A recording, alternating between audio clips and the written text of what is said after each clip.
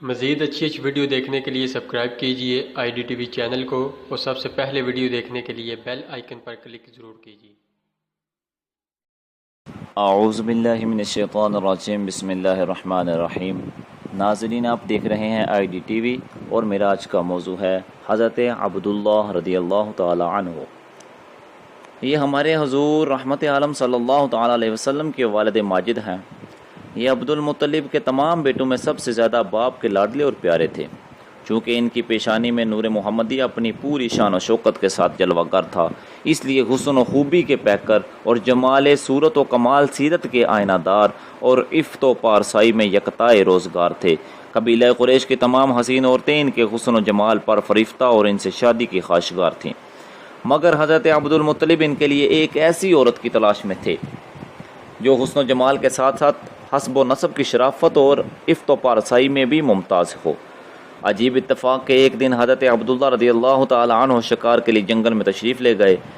ملک شام کے یہودی چند علامتوں سے پہچان گئے تھے کہ نبی آخر الزمان کے والد ماجد یہی ہیں، چنانچہ ان یہودیوں نے حضرت عبداللہ رضی اللہ تعالی عنہ کو بارہا قتل کر ڈالنے کی کوشش کی۔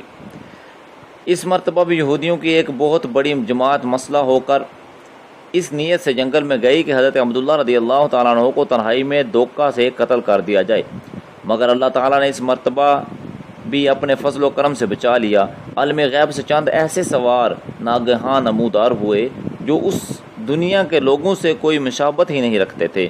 ان سواروں نے آ کر یہودیوں کو مار بگایا اور حضرت عبداللہ رضی اللہ تعالیٰ عنہ کو بحفاظت ان کے مکان تک پہنچا دیا۔ وہب بن مناف بھی اس وقت جنگل میں تھے اور انہوں نے اپنی آنکھوں سے یہ سب کچھ دیکھا، اس لیے ان کو حضرت عبداللہ رضی اللہ تعالی عنہ سے بے انتہا محبت اور عقیدت پیدا ہو گئی، اور گھر آ کر یہ عزم کر لیا کہ میں اپنی نور نظر حضرت آمنہ رضی اللہ تعالی عنہا کی شادی حضرت عبداللہ رضی اللہ تعالی عنہ سے ہی کر دوں گا۔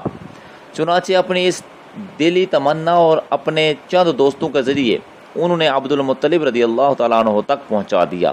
خدا کی شان کہ عبد المطلب اپنے نور نظر حضرت عبداللہ رضی اللہ تعالیٰ عنہ کے لیے جیسی دلہن کی تلاش میں تھے، وہ ساری خوبیاں حضرت آمنہ رضی اللہ تعالیٰ عنہا بنت وہب میں موجود تھیں۔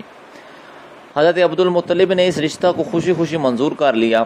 چنانچہ 24 سال کی عمر میں حضرت عبداللہ رضی اللہ تعالیٰ عنہ کا حضرت بی بی آمنہ رضی اللہ تعالیٰ عنہا سے نکاح ہو گیا، اور نور محمدی حضرت عبداللہ رضی اللہ تعالیٰ عنہ سے منتقل ہو کر حضرت بی بی آمنہ رضی اللہ تعالی عنہا کے شکم اطہر میں جلوہ گر ہو گیا۔ اور جب حمل شریف کو 2 مہینے پورے ہو گئے تو حضرت عبد المطلب نے حضرت عبداللہ رضی اللہ تعالی عنہ کو کھجوریں لینے کے لیے مدینہ بھیجا یا تجارت کے لیے ملک شام روانہ کیا۔ وہاں سے واپس لوٹتے ہوئے مدینہ میں اپنے والد کے ننہال یعنی بنو عدی بن نجار میں 1 ماہ بیمار رہ کر 25 برس کی عمر میں وفات پا گئے اور وہیں دار نابغہ میں مدفون ہوئے۔ قافلہ والوں نے جب مکہ واپس لوٹ کر حضرت عبد المطلب کو حضرت عبداللہ رضی اللہ تعالی عنہ کی بیماری کا حال سنایا تو انہوں نے خبر گیری کے لیے اپنے سب سے بڑے لڑکے حارث کو مدینہ بھیجا۔ ان کے مدینہ پہنچنے سے قبل ہی حضرت عبداللہ رضی اللہ تعالی عنہ راہی ملک بقا ہو چکے تھے۔ حارث نے مکہ واپس آ کر جب وفات کی خبر سنائی تو سارا گھر ماتم کدہ بن گیا، اور بنو ہاشم کے ہر گھر میں ماتم بپا ہو گیا۔ خود حضرت آمنہ رضی اللہ تعالی عنہا نے اپنے مرحوم شوہر کا ایسا پردرد مرثیہ کہا کہ جس کو سن کر آج بھی دل درد سے بھر جاتا ہے۔ روایت ہے کہ حضرت عبداللہ رضی اللہ تعالی عنہ کی وفات پر فرشتوں نے غمگین ہو کر بڑی حسرت کے ساتھ یہ کہا کہ الہی، تیرا نبی یتیم ہو گیا۔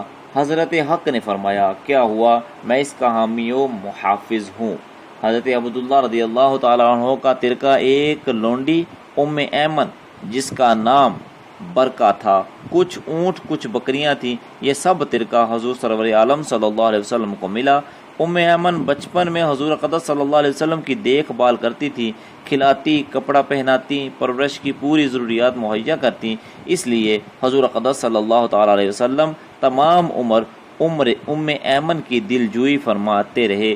اپنے محبوب و مجتبی حضرت زید بن حارثہ رضی اللہ تعالیٰ عنہ سے ان کا نکاح کر دیا، اور ان کے شکم سے حضرت اسامہ رضی اللہ تعالیٰ عنہ پیدا ہوئے۔